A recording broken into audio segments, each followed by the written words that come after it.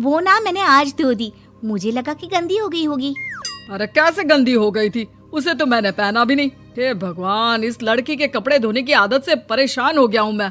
जितना तो घर में राशन नहीं आता उससे कहीं ज्यादा डिटर्जेंट पाउडर का खर्चा है। इसकी शादी करवा दो, शादी जाए अपने घर में ही करे काम, फिर चाहे घर के कपड़े धोने हो या पूरे गांव के। हाँ ठीक बोल रही हो, देखता हूँ मैं कोई लड़का। वो दिन भी आ जाता है जब विभा को देखने लड़के वाले आ जाते हैं। लड़की मुझे अच्छी लगी। होने वाली सास कहती है, बेटी अगर कुछ पूछना है तो पूछ लो। वैसे तो हमारी लड़की बहुत ही शर्मीली है, जो बोल दो वो मान लेती है, इसे क्या पूछना होगा। अरे कैसी बात कर रही हो माँ, मुझे इन लोगों के घर रहना है, सवाल तो कई है। हाँ हाँ बेटा पूछ लो ना, क्या पूछना है। आप लोगों के घर कपड़े कौन धोता है? सास का मुंह बन जाता है। देखो अगर तुम ये कहना चाहती हो कि तुम्हें कपड़े धोने नहीं आते तो सुन लो, कपड़े मैं ही धोती हूँ, लेकिन तुम्हारे आ जाने के बाद मैं रुमाल तक नहीं धोऊंगी। अरे चुप रहना भाग्यवान, बहू बेचारी घर आई नहीं, उसे डराना शुरू कर दिया। वो क्या है ना बिटिया, अभी तक तो ये कल्लू की माँ ही धोती थी, लेकिन अब तुम्हारे पापा तो दहेज में वॉशिंग मशीन देंगे ही। तभी विभा की माँ बोल पड़ती है, सवाल भी पूछा तो क्या, वैसे भाई साहब मशीन की तो फिर भी कपड़े धोने की कैपेसिटी होती है। मतलब जो बिटिया दे रहे हैं ना विभा, इसे कपड़े धोने का बहुत शौक है। ये आप लोगों के क्या आस पड़ोस गांव मोहल्ले सबके कपड़े धो दे और उफ तक ना करे। बाहर देखा नहीं आपने कितने कपड़े सूख रहे हैं, सब हमारी बिटिया ने ही तो धोए हैं। बस भी करो ना माँ, शर्म आ रही इतनी तारीफ सुनकर।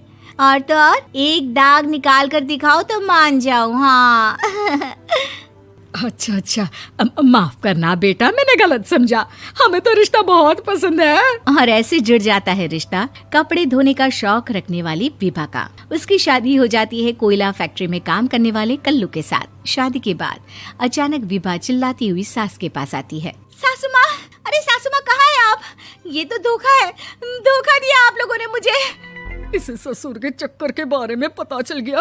अरे तो उसमें तुझे क्यों धोखा मिला है? अरे नल में पानी नहीं आता, कपड़े कैसे कब धुलेंगे?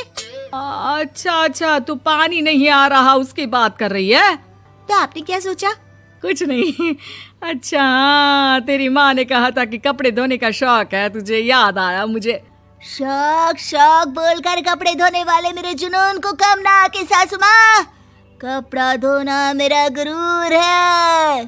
तभी पति भी वहाँ आ जाता है। अभी अभी मैंने इसे सनी देओल की फिल्म दिखाई है, उसी के डायलॉग मार रही है माँ। अच्छा सुन, साफ साफ बता रही हूँ, पानी सुबह 4 से 6 और शाम को 10 से 12 आता है, समझी?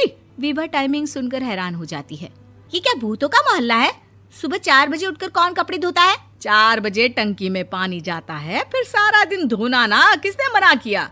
अरे कैसी बात कर रही हैं? 200 लीटर की टंकी में कितने कपड़े धो लूंगी मैं? सुबह ही उठ जाऊंगी मैं। अब क्या था, विभा सुबह 4 से लेकर रात के 12 बजे तक कपड़े ही धोती रहती।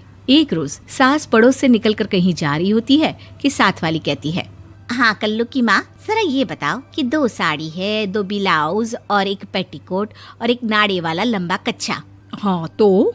अरे तो क्या, कितना लोगी धुलाई ये बताओ। धोबन दिख रहे हैं हम क्या? हमारे पति सरकारी नौकरी से अभी अभी रिटायर हुए हैं और बेटा सुपरवाइजर है कोयला फैक्ट्री में। धोबन समझ रखा है हमें। हाय रे कल्लू की अम्मा, माफ कर दो, वो तो मोहल्ले में यही सब बता रहे थे कि तुमने बहू को कपड़ा धुलवाने के काम में लगा दिया है। सास को पड़ोसन की बात सुनकर गुस्सा आ जाता है। वो घर पहुंचती है जहां घर के बाहर ही इतने सारे कपड़े सूख रहे होते हैं जितने कि किसी धोबन के घर पर। अरे ओ कल्लू की दुल्हन, बाहर निकल। माँ जी यहीं आ जाओ, बाथरूम में चादर धो रहे हैं हम। अरे अभी हम धोते हैं, तुमको बाहर निकलो। ये आस पड़ोस वाले बोल रहे हैं कि हम बहू से कपड़े धुलवा धुलवा कर उसे कपड़ा धोने वाली बना दिए हैं। अरे छोड़ो ना माँ जी, किन लोगों की बातों में आती हो? आस पास के लोगों का तो काम ही होता है कि वो किसी तरह सास बहू को लड़ा दे। बहू सारे घर के कपड़े धोती है, ये क्या कम है? बोलिए।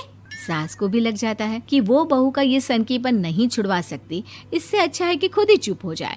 एक रोज सास और बहू मंदिर जाते हैं, जहाँ सास की साड़ी वहाँ खड़ी भीख मांगने वाली से मिलती है। माँ जी क्या बात है, आपकी साड़ी उस भिखारन से कितनी मिल रही है ना? हाँ हाँ देखो तो, दोनों की साड़ी मिल रही है। क्या बात है कल्लू की अम्मा, तुम खुद को तो अफसर की बीवी बताती हो और ऐसी सिंपल सी प्लेन साड़ी पहनकर घूमती हो।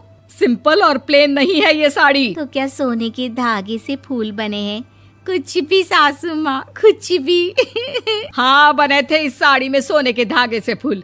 मेरे पति लेकर आए थे मद्रास से स्पेशली मेरे लिए 10,000 की। ताहे भाई साहब इस भिखारन के लिए भी सेम टू सेम साड़ी लेकर आए होंगे 10,000 की। सास उस वक्त तो कुछ नहीं कहती, लेकिन बहू के साथ घर आती है और अलमारी से एल्बम निकाल कर लाती है। ये साड़ी देख रही है, ये वही साड़ी है जिसे मैंने अभी पहना था। इस साड़ी में ये जो चमकदार फूल दिख रहे हैं ना, ये सोने के धागों से काढ़े गए हैं। लेकिन तू लोकल वॉशिंग मशीन ब्रश से घिस घिस कर सारे फूलों को निकाल कर साड़ी प्लेन कर दी।